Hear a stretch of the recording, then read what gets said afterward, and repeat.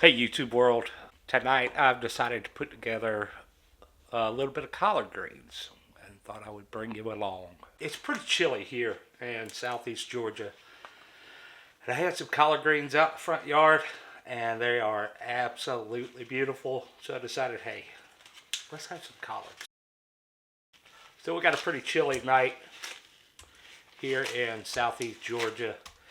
And I had some collard greens growing out in the front yard. And I said, I think I just like a nice pot of collard greens, maybe a leftover deviled egg, and maybe a piece of cornbread. I don't understand why more people don't eat collard greens more frequently. As a kid, um, when we had collard greens, it was a special occasion. It was either Thanksgiving or Christmas or Easter. It was a special get together. It wasn't just an everyday go pick some out of the garden and have them. And they're absolutely beautiful. Look at those collards. Man, I just love having them growing right in the front yard. And keep in mind, I'm living right in the middle of the city, and I have a garden in my front yard. One of the things I remember as a kid with my mother is because collard greens was a special occasion, there always had to be a huge number of collard greens cooked. And it's simply just not the truth of everyday life. Um, you could go and pick 7 or 8, 10 leaves and fix a small batch of collard greens for you, for your family, whatever it might be. And it doesn't have to be a special occasion.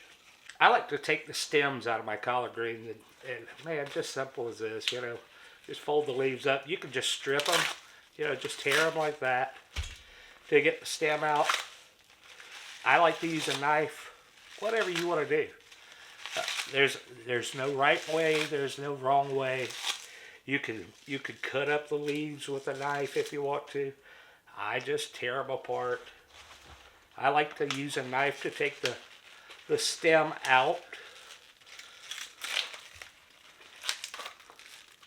Some people like stems in their collards. I don't. And I think that's the key to growing your own food is grow it the way you want, pick it the way you want, pick it when you want, cook it how you want. Not everybody likes the way I prepare my collard greens. I like my collards with a piece of pork and some pork broth. Not everybody likes that. On a cold night like tonight, I think this will be a real nice treat. We don't have as much sun during the day right now. So collard greens have got some vitamin D, iron, a lot of vitamin C. I think it'll be a great meal. Now these stems, I don't throw those away. That's breakfast for the chickens, friends. The beauty of it is they will pick these stems clean and give me eggs. How much better does it get than that? Seriously. I've been growing my own food for about 10 years, and I've been following homesteaders and watched people out in the country grow big gardens, and I've grown big gardens out in the country. And reality is, you don't have to live out in the country and have a huge garden that's a half an acre and an acre to put some food on the table. I live on a quarter-acre piece of property here. I got some raised beds in the front yard. I've got a little garden patch that's 4 rows wide that I use for my storage crops like collard greens, you know, I'll freeze some of these. Broccoli, that type of thing. I grow fresh stuff in my raised beds like lettuce, Swiss chard, beets. See, you don't have to have a huge piece of land to live a more self-sustaining lifestyle. You know, food's getting expensive, friends. I was just talking to a friend the other day, and they said that ground beef was $16 a pound. And it's been a long time since I bought ground beef because I buy it differently. But I can't imagine what that's like for a small family or for you know, a single man out in the world, or a single mom with one or two kids. I can't imagine the expense that they're taking on at the grocery store, and then rent $2,400 a month for a 2 or 3 bedroom apartment. It blows my mind. So anything you can do to cut your costs, like growing some collard greens, makes a big difference in the bottom line at the end of the month. All right, that took, what, 5 minutes maybe? Cut up those collard greens. That's probably going to be 2 meals worth of collard greens. Let me show you what I do over at the stove. All right, so I got my pot out. Let's get that turned on. I've got some pork broth here. I had pork bones from a pig I got last year in the fridge, and I made some bone broth out of those pork bones, and that's what this is. It's fabulous. This is the second meal out of this jar. Put your broth in the pot. There's a little bit of pork meat in there. I didn't strain my broth. And that's that. I'm going to add just a little bit of water to that. Not much. It doesn't take a lot of liquid to cook collard greens. We're steaming them more than we are boiling them.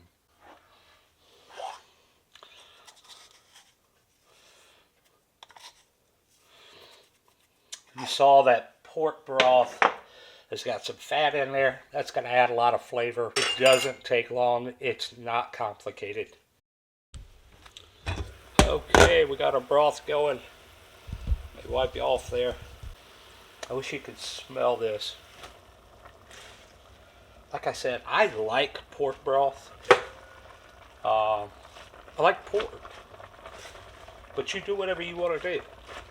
Sometimes I like to put a smoked ham hock. You know, that makes it really special, and I really enjoy that. Now keep in mind, because I grew this right in my front yard, and I didn't spray this with anything. Nothing. I planted them, I watered them, God watered them, and I picked them. I didn't wash them either. That's one of the most beautiful things about growing your own food.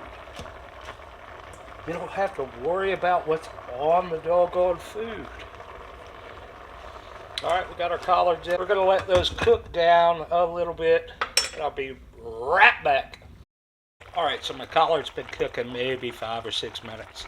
You can see they're wilted way down. Let's give them a try. We're close.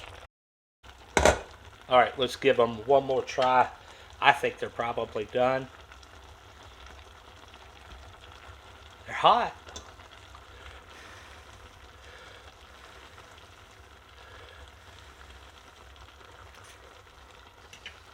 Mm.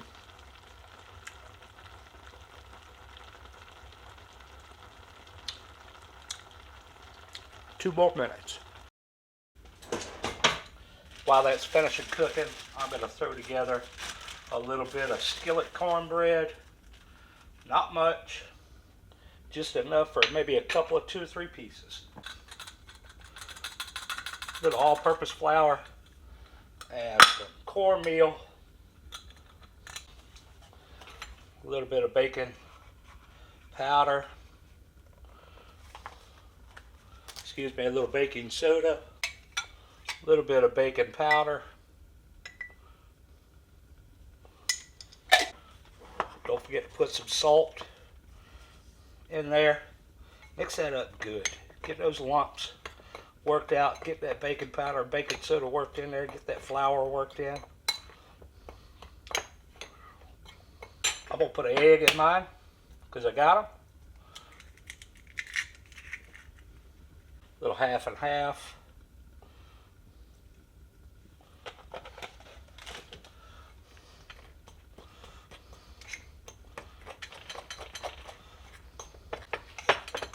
That's pretty dry. I'm going to put a little water in that.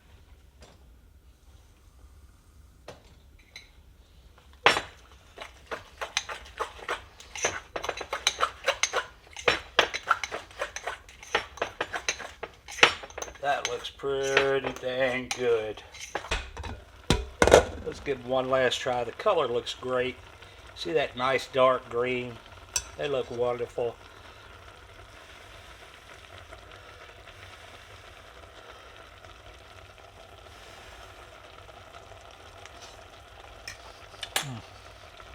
Perfect. Put a cast iron skillet there. Alright, I got my tallow nice and hot. If you don't want your cornbread to stick, put a little bit on your spoon.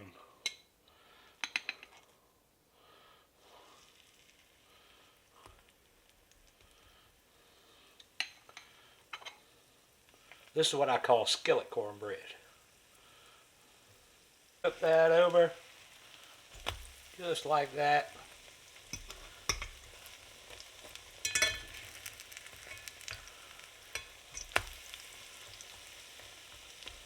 That cornbread right there is going to get butter and honey on it. Just that simple. That'll be my dessert cornbread. I don't know how else to encourage you except to grow them, cook them, and show you how I enjoy them right here in my home. Y'all have a great night. God bless.